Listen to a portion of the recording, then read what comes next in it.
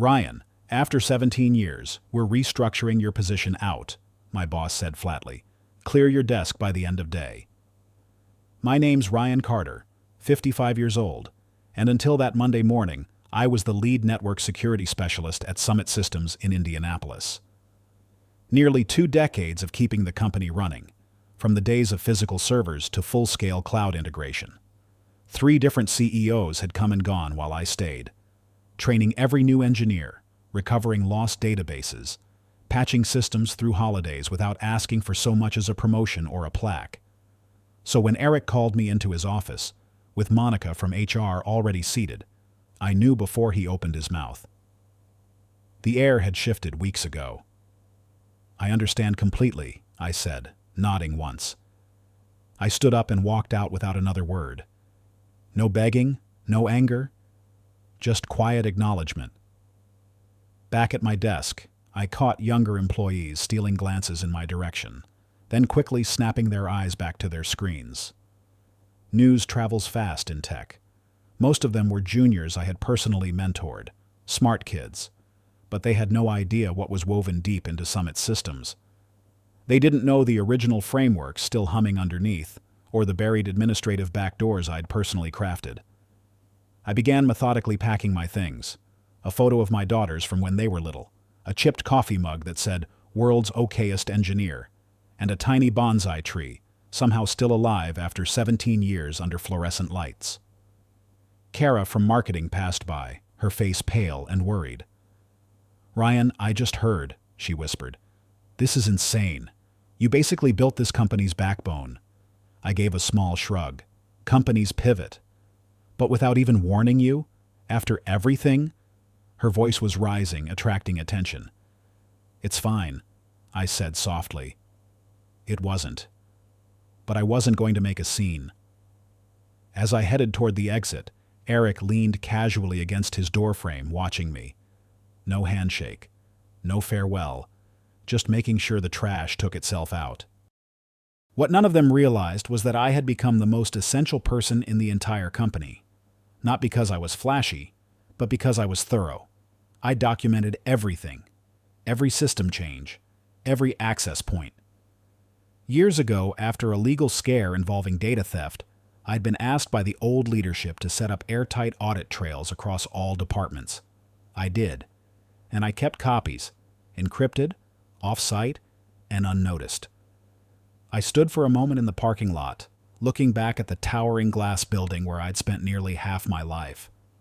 The security badge I'd just turned in had been reissued 17 times. The car engine hummed to life, and I pulled away without a second glance. They had no idea that Wednesday would be the beginning of their nightmare. I joined Summit when it was just a rented office space above a print shop, back when my daughter Mia was in elementary school. Now she was getting ready to defend her dissertation. I grew with the company, through expansions, through layoffs, through 3 separate acquisitions. I had turned down offers from bigger firms. Loyalty mattered to me. My wife Anna used to tease me that the servers were like my second set of children. She wasn't wrong. I knew every IP address, every emergency override, every forgotten backdoor that had been patched over but never really locked. The infrastructure I'd built survived budget cuts, leadership churn, and tech trends that came and went like fashion fads. When Summit bragged about its bulletproof cloud migration, that was my work. My name wasn't on it, but my fingerprints were everywhere. Eric, the new golden boy, became my boss about 5 years ago. Fresh MBA graduate, full of buzzwords like lean operations and strategic workforce optimization. He never really saw the human side of IT. He called us resources, not people. At first, I tried to bridge the gap, tried to explain the complexity layered over years of patchwork growth. "We need to future-proof," he said at every meeting, looking straight past me. 6 months ago, he brought in a consultant named Luke Matthews, tailored suits, movie star handshake, Stanford MBA framed twice over on LinkedIn. I'd catch them whispering in conference rooms, scribbling on whiteboards that got wiped the moment anyone else came in. 3 months ago, I noticed something odd. My admin permissions were being slowly trimmed away. Not all at once, just enough that a lazy person might not notice. Access to certain system-level tools revoked here. Control over finance servers downgraded there. I could have sounded alarms. Instead, I watched, and I documented. "You've been distracted lately," Anna said one night, handing me a beer as we sat on the porch swing. "Everything okay at work?" I nodded, but it felt hollow. "Just changes," I muttered. "Nothing I haven't seen before." But this time, it was different. I was being cut out. Emails stopped including me. Projects I had designed were handed off to junior engineers. It wasn't a reorg. It was a slow, surgical removal. And somewhere deep inside, I knew. They weren't just changing the company. They were planning something much bigger. Then I stumbled on it. A company-wide memo about a strategic digital transformation initiative. A memo I was never supposed to see. It outlined a total overhaul of the IT department under new leadership. Luke Matthews. Eric's pet project. My name? Nowhere. My position? Phased out. That same evening, running a background security sweep, something no one else bothered with anymore, I spotted strange transaction patterns in the finance servers. Tiny but regular payments flowing out to a vendor I had never heard of. North Point Consulting Group. Curious, I pulled the thread. The business address led to a rented mailbox at a UPS store.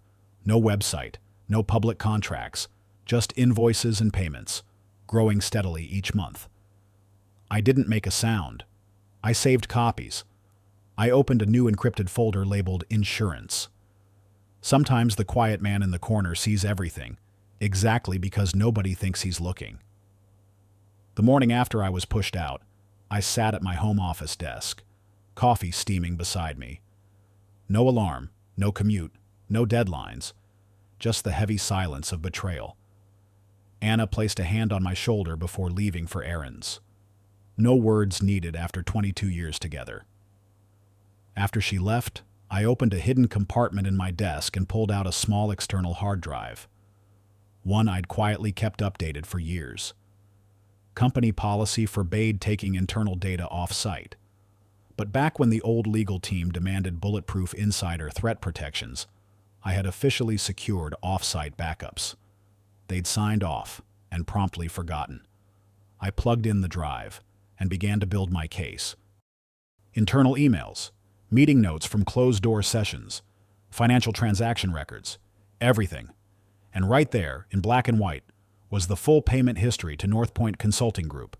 Over $2 million spread across 20 months. I traced the approvals. Every invoice was greenlit by Mark Reynolds, our CFO, Eric's closest ally. Digging deeper, I found something even dirtier. The so-called consulting charges matched the timing of legitimate software license renewals. But the amounts were inflated by 10%, sometimes 18%, enough to hide inside routine operating expenses. I pulled North Point's public registration. The owner, Kevin Reynolds, Mark's brother. They were laundering company funds through fake markups, using the perfect cover, legitimate, routine tech expenses, sophisticated, but not sophisticated enough to fool the guy who had built the security skeleton of the company. I leaned back, staring at the screen, feeling something shift inside me. Not anger, not sadness. Something colder, sharper. Focus. For 17 years, I had fixed their problems, secured their systems, protected their secrets, and in the end, they threw me out like expired software. My phone buzzed, a text from Samir, a junior network engineer I'd mentored. "Sorry about what happened. Total crap. Matthews is already moving into your old office." I put the phone down without replying. I now understood why they needed me gone. Not because I was obsolete, because I knew too much, because they were terrified that the guy they'd overlooked might notice the cracks they were trying to paper over. I drafted an email to the board of directors, complete with evidence screenshots, but paused with my finger hovering over send. Too obvious, too easy to dismiss as a bitter ex-employee lashing out. Number: this needed to be surgical, undeniable. Tomorrow was Wednesday, board meeting day. Quarterly bonuses were about to be approved. Perfect. I closed the laptop, walked to the front window, watched the afternoon light fade across the quiet street where Anna and I had built our life. For the first time in days, I smiled. Wednesday morning, I parked across the street from Summit Systems. Employees rushed through the revolving doors, coffees in hand, key cards flashing.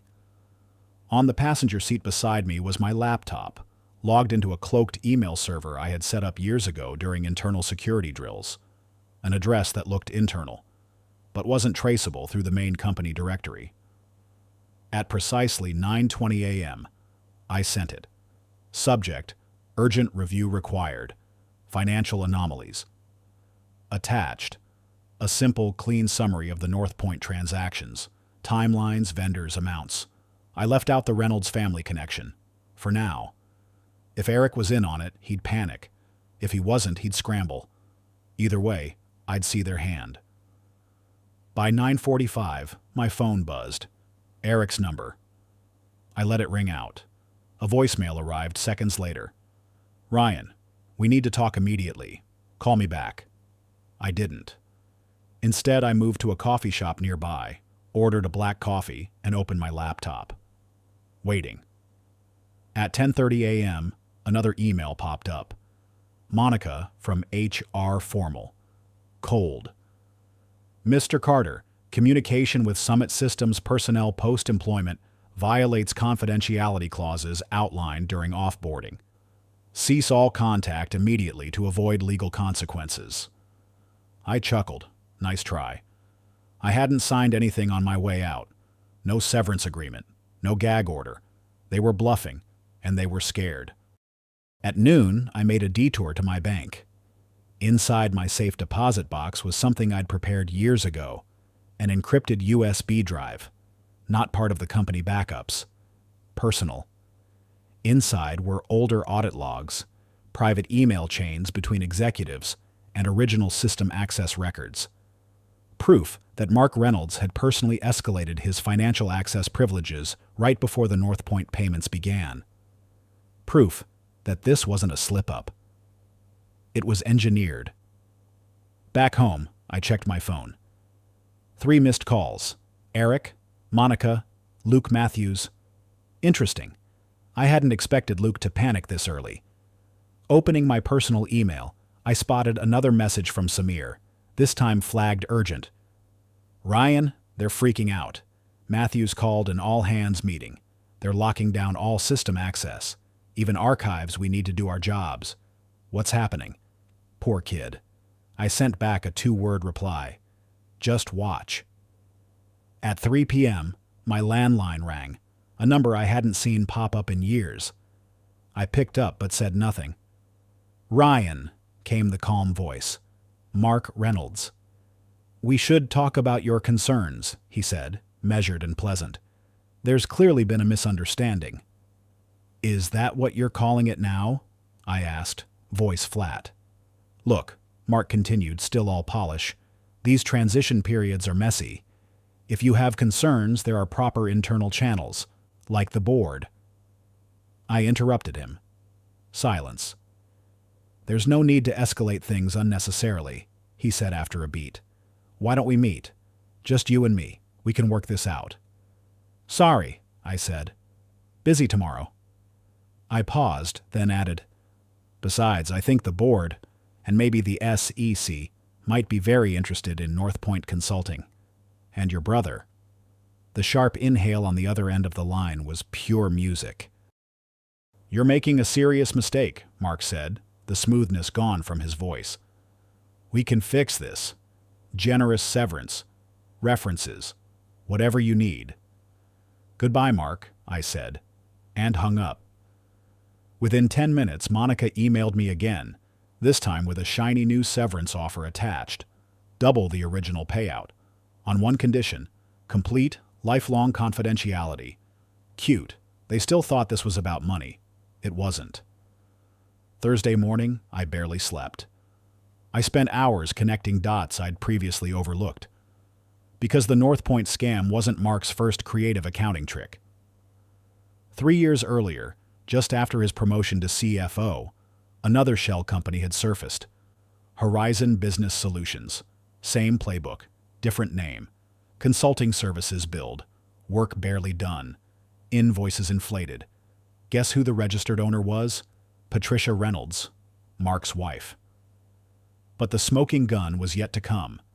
In old archived emails, I found direct correspondence between Eric and Mark, casually discussing vendor adjustments and cost-sharing bonuses. Luke Matthews, the consultant?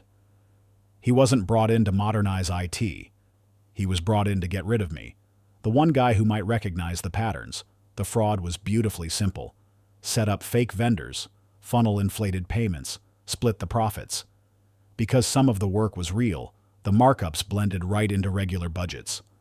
Auditors wouldn't notice. Not unless they knew exactly where to look. Over 3 years, they'd siphoned close to $5 million. I organized everything into a clean report. Spreadsheets showing payment spikes. Public records linking companies to the Reynolds family. Internal emails proving knowledge and intent. I was almost ready. Almost. I did something they wouldn't expect. I didn't send the report to the entire board. Not yet. I called an old ally, someone they had forgotten about. Richard Hale. Board member. Semi-retired. A former COO from years back who still sat on Summit's audit committee. When he answered on the second ring, I didn't waste time. "Richard, it's Ryan Carter." A pause. "Ryan, heard you left Summit," he said carefully. "Not exactly by choice," I said. "I need 15 minutes of your time. It's important." Another pause. "This about why the finance team has been sweating bullets all week?" "Yeah," I said. We met an hour later at a public park under a shady oak tree. Old school, off the grid.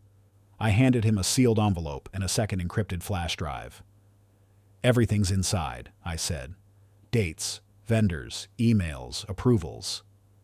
I'm not looking for a job back. I'm not looking for revenge." I looked him in the eye. "I just want the right people to know." Richard weighed the envelope in his hands, nodded slowly. "I always figured you knew where all the skeletons were buried," he said with a half smile. "There's an emergency board finance review tomorrow. Perfect timing. If this checks out, heads are going to roll." "I'm counting on it," I said. As I walked back to my car, my phone buzzed again. Anna had texted, "Guy named Luke Matthews just showed up at the house. Told him you weren't home. Seemed nervous." Good. Let them be nervous. That afternoon, job offers started pouring in. Recruiters, competitors I'd turned down years ago, all suddenly eager to talk. High salaries, signing bonuses, executive titles. I ignored them. This wasn't about landing a soft cushion. Not yet. It was about seeing this through. That night, while the world slept, I logged into Summit's systems one last time. Funny thing about security protocols.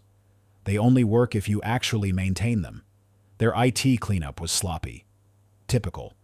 I still had access through a redundant admin credential, one I had created during a legacy migration. Buried. Forgotten. At 2 a.m., I scheduled an internal blast email to the board members. Subject, before approving bonuses. Read this first. Attached was my full report. Evidence, timelines, connections, scheduled delivery, 8 a.m. sharp, just as the quarterly board meeting kicked off. I logged off, untraceable. Then I slept like a baby. Friday morning broke clear and warm. I sat on my porch, coffee steaming, watching the sun climb over the rooftops. No meetings, no deadlines, no stress, just waiting. At exactly 8 a.m., the email triggered. Payload delivered. By 8:16, my phone started buzzing. Numbers I didn't recognize. Assistants, board members, maybe even lawyers. I let them all go to voicemail. At 9 a.m., Summit Systems Emergency Finance Review meeting began. Richard Hale was there, sitting quietly, my envelope and flash drive already distributed. At 9:32 a.m., a text from Samir lit up my phone. Security called the cops. Mark and Eric both pulled into private conference rooms. Matthews looks ready to puke. "What did you do?" I didn't reply. Let them sweat. By 10 a.m., Patricia Graves, the company's general counsel, called me directly. I answered this one. "Mr. Carter," she said, trying for calm, "we need you to come in immediately to discuss developments." "I'm available by phone," I said. "This really requires an in-person conversation." "No," I said simply. "I have nothing to add beyond what I sent. And in case you're wondering, multiple copies of the evidence are stored off-site. If anything happens to me or my family, they go straight to federal regulators and 3 media outlets." There was a long silence. "Understood," she said finally, voice tight. After hanging up, I grabbed my keys and drove to a diner about 20 miles out of town. No reason to stay visible today. Over pancakes and black coffee, I watched as the news alerts started flooding my phone. Local Business Journal. Summit Systems executives under internal investigation for financial misconduct. A few hours later, the bigger outlets picked it up. Summit Systems Board initiates emergency audit following allegations of financial fraud. No names yet. But it was only a matter of time. At 2 p.m., Richard Hale called. "It's a bloodbath," he said without preamble. Mark cracked first, admitted to unauthorized payments when he realized the board had hard evidence. Tried to shift blame to Eric, said he was just following budgetary orders. Eric's denying everything. Luke Matthews is claiming he had no idea about any financial arrangements. I almost laughed. Desperation stripped them down fast. "What about the board?" I asked. "They're furious. Already voted to suspend all 3 immediately. Outside forensic auditors are coming in Monday. Lawyers are involved. Criminal charges likely pending." "And the money?" I asked. "Preliminary audits show about $5.1 million siphoned over 3 years, Richard said grimly. "Maybe more." I leaned back in the booth, feeling the weight lift off my chest. I'd been close in my estimates. "The board wants to speak to you," Richard said. "Not about retaliation, about opportunity." I raised an eyebrow. "They're creating a new executive position," he continued. "Chief Information Security Officer, direct board reporting, full authority over audits, compliance, and digital security." I didn't say anything for a long moment. "They want you, Ryan," he said. "You exposed the rot. They trust you now more than anyone else." "I'll think about it," I said finally. And I meant it. That night, I told Anna everything. Every move, every risk, every payoff. She listened without interrupting, then finally asked, "What do you want to do?" It was a harder question than it sounded. Justice had been served. Those who had betrayed me were facing consequences. The company had been saved, not by accident, but because I refused to go quietly. But going back? Sitting at the same desks that once watched me walk out like a criminal. Was that something I could live with? "I need time," I said finally. And Anna nodded.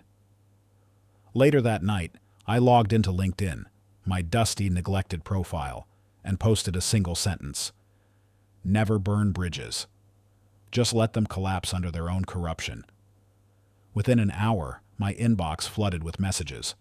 Recruiters, former coworkers, even old clients. Word had spread.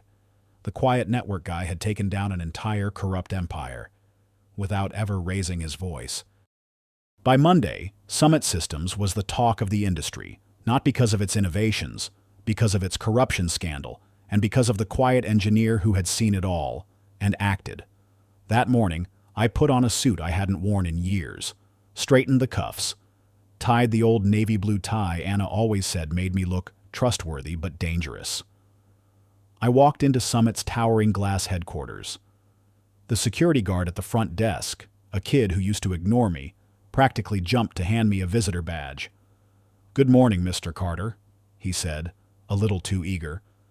The elevator ride to the executive floor was smooth and silent. When I stepped out, a cluster of board members stood waiting, including Richard. In the boardroom, they got right to it. "Mr. Carter," said the interim CEO, formerly the COO, promoted after Mark and Eric's removal, We want to formally offer you the position of Chief Information Security Officer. I placed a slim folder on the table. Inside are my terms, I said quietly. Non-negotiable. She opened it, brows lifted as she read. Full independent authority over all cybersecurity and financial audit systems. Direct reporting to the board. Bypassing executive interference. A guaranteed operating budget. Veto power on any tech vendor contracts. This is extensive, she said carefully. So was siphoning $5.1 million, I said simply. And it happened because no one had the authority to ask the right questions. Silence hung heavy in the room. You have until noon, I said, standing. I have other offers. As I turned toward the door, Richard asked, Did you plan all of this, Ryan? I paused, looked back. I didn't plan to be thrown away after 17 years, I said. Everything after that? That was just me doing what I've always done, finding vulnerabilities and fixing them. At 11:43 a.m., they called. They agreed to every term. 6 months later, I sat in my corner office, view stretching over downtown Indianapolis, reviewing quarterly security protocols. Mark Reynolds, pled guilty, facing prison time. Eric, fired, banned from working in corporate finance again. Luke Matthews, gone, last spotted somewhere in Belize trying to dodge subpoenas. Most of the stolen money had been recovered. Summit was rebuilding, cautiously, carefully. My old team now reported to me, though I had promoted Samir to head of operations. The kid had earned it. One afternoon, a soft knock came at my office door. Anna, smiling, holding up a picnic basket. Ready for lunch, Chief? She teased. I smiled, stood up, grabbed my jacket. As we walked through the halls, conversations hushed around us, not from fear, but respect. They all knew. In the elevator, Anna squeezed my hand. Happy? She asked softly. I thought for a moment. The fury that had driven me at first was gone. What remained was something deeper, steadier, satisfaction, completion. I'm good, I said. Outside, the October sun was warm on my face. My phone buzzed with a message from Richard. Board just approved your expanded security budget. Unanimous. I slipped the phone back into my pocket without replying. Anna gave me a look. Good news, I smiled. Just thinking about foundations. Some collapse under the weight of corruption. Others, if rebuilt strong enough, can last forever. This time I had built it right.